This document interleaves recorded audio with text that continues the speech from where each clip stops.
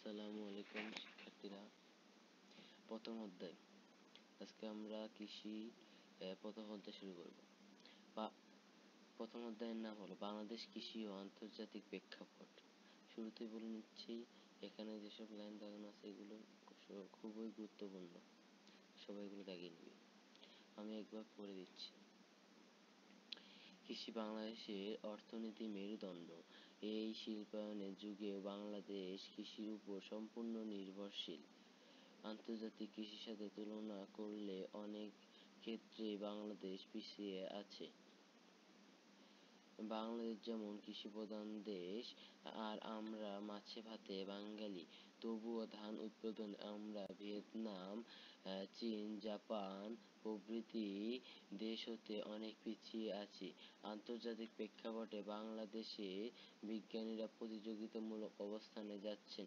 এই সময় বাংলাদেশে বিশ্বে ৭৫% পাট উৎপাদন হতো, কিন্তু ধানের চাহিদা ও কৃত্রিম আঁশের ব্যবহার বেড়ে যাওয়ার কারণে পাটের উৎপাদন কৃষকরা কমিয়ে দিয়েছেন। তবুও জাতীয় আয় বৃদ্ধিতে পাট অনেক অবদান রাখছে।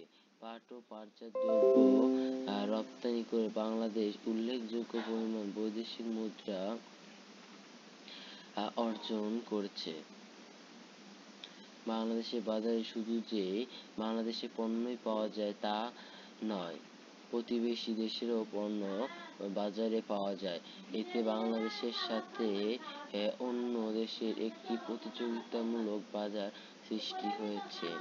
বাংলাদেশের কৃষি ও বিশ্বের অন্যান্য দেশের কৃষি অবস্থা এই অধ্যায়ে পর্যালোচনা করা হয়েছে। পৃষ্ঠা নাম্বার 2 আছে।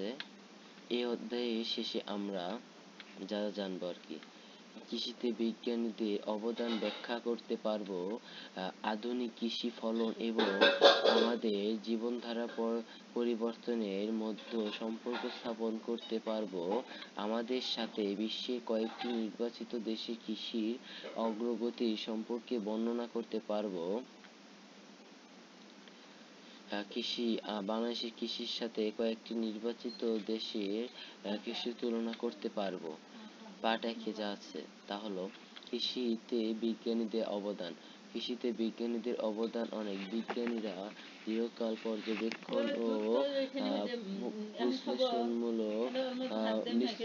বিশ্লেষণের মাধ্যমে প্রতিনিয়ত নতুন নতুন বিষয় কৃষির সাথে যুক্ত করে কৃষি কর্মকাণ্ডকে আধুনিকায়ন করেছেন। কৃষি বিশ্ববিদ্যালয়ের শিক্ষক ও কৃষি গবেষণা প্রতিষ্ঠানের গবেষকরা যেমন বিজ্ঞানী হতে পারেন, তেমনি কৃষকরাও বিজ্ঞানী হতে পারেন। আদি কৃষি উৎপত্তি সাধারণ মানুষের হাতেই।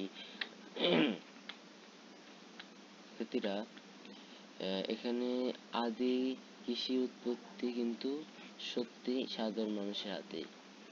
আচ্ছা, কৃষি বিশ্ববিদ্যালয়ের শিক্ষক এবং কৃষি গবেষণা প্রতিষ্ঠানের গবেষকরা যে মূলত জলবায়ু, পরিবেশ, মাটি, পানি, উৎপাদন পদ্ধতি এইসব বিষয় বিবেচনায় এনে উচ্চতর গবেষণা করছেন বর্তমানে।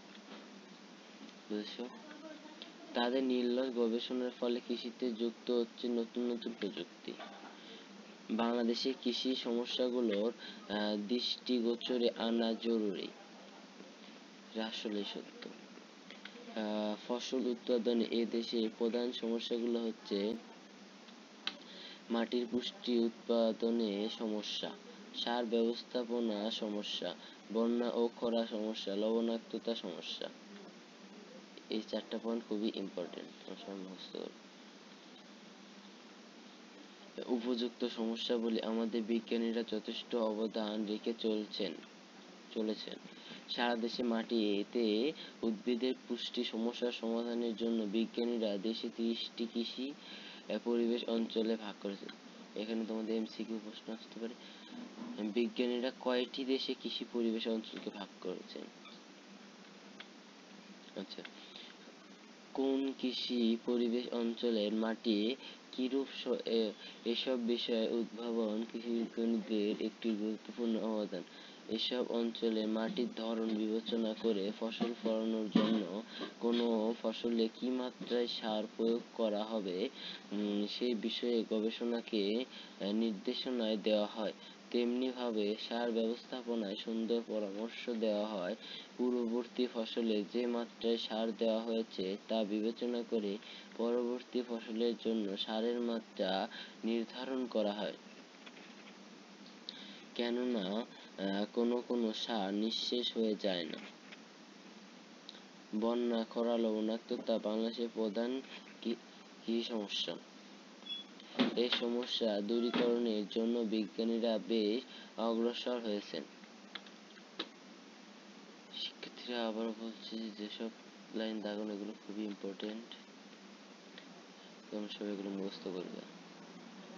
যেমন বন্যার শেষে ধান চাষের জন্য বিলম্ব জাত হিসেবে ধান গবেষণা ইনস্টিটিউট বিধান 22 বিধান 23 বিধান 37 বিধান 38 নামে 4টি ধানের জাত উদ্ভাবন করেছেন। এখানে তোমার প্রশ্ন হতে পারে এমসিকিউ, কয়টি ধানের বিধান উদ্ভাবন করেছেন? 4টি। কয়টি? 4টি। এছাড়া আরো 5টি ধানের জাতের ধান উদ্ভাবন করেছে। এটা এমসিকিউ প্রশ্ন আসতে পারে। 5টি। এই 5 জাতের ধান পানির নিচে 10 থেকে 15 দিন টিকে থাকতে পারে। এটাও এমসিকিউ আসতে পারে। কৃষিতে এটি একটি গুরুত্বপূর্ণ অবদান। বন্যা যেমন কৃষকদের একটি বড় সমস্যা, খরা ও লবণাক্ততা আরো বড় সমস্যা। কি আরো? এর জন্য বিজ্ঞানীরা বিধান 57 নামে খরা সহনশীল ধান উদ্ভাবন করেছে। খুবই ইম্পর্টেন্ট। উপকূল অঞ্চলে লবণাক্ত জমিতে চাষের জন্য বিধান 40, বিধান 41, বিধান 46, বিধান 47, বিধান 53, বিধান 54, বিধান 55 উদ্ভাবন হয়েছে। মূলত এই পৃষ্ঠাটা খুবই গুরুত্বপূর্ণ।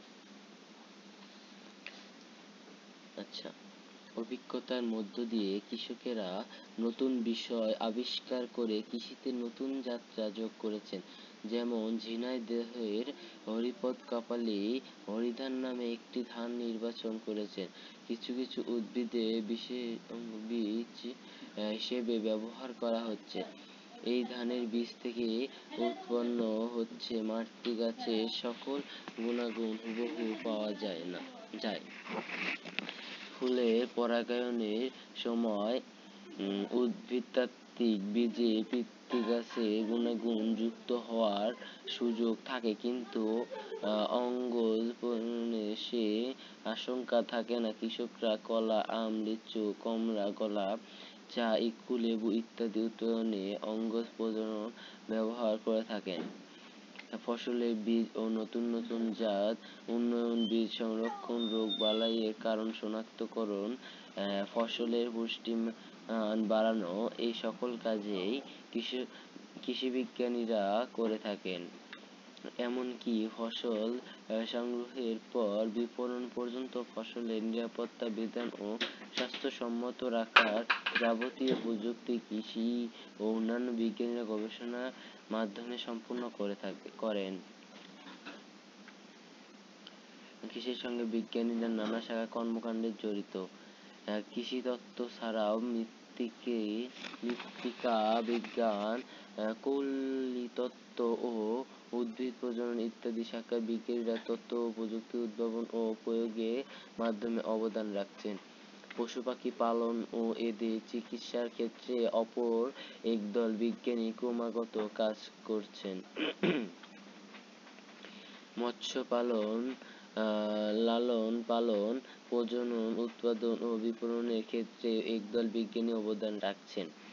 এই বিশেষ ক্ষেত্রে গবেষণার জন্য উন্নত দেশের মতো আমাদের দেশেও ভিন্ন গবেষণা ইনস্টিটিউট রয়েছে। এসব ইনস্টিটিউট ও প্রতিষ্ঠানে বিজ্ঞানীরা কৃষি বিভিন্ন ক্ষেত্রে উল্লেখযোগ্য অবদান রেখেছে। শিক্ষার্থীরা আজকে ক্লাস এ পর্যন্তই। এসব নতুন নতুন ভিডিও পেতে আমাদের চ্যানেলটি সাবস্ক্রাইব করো এবং লাইক করো। আমাদের একটি নতুন চ্যানেল, প্লিজ সবাই সাপোর্ট করো। আসসালামু আলাইকুম।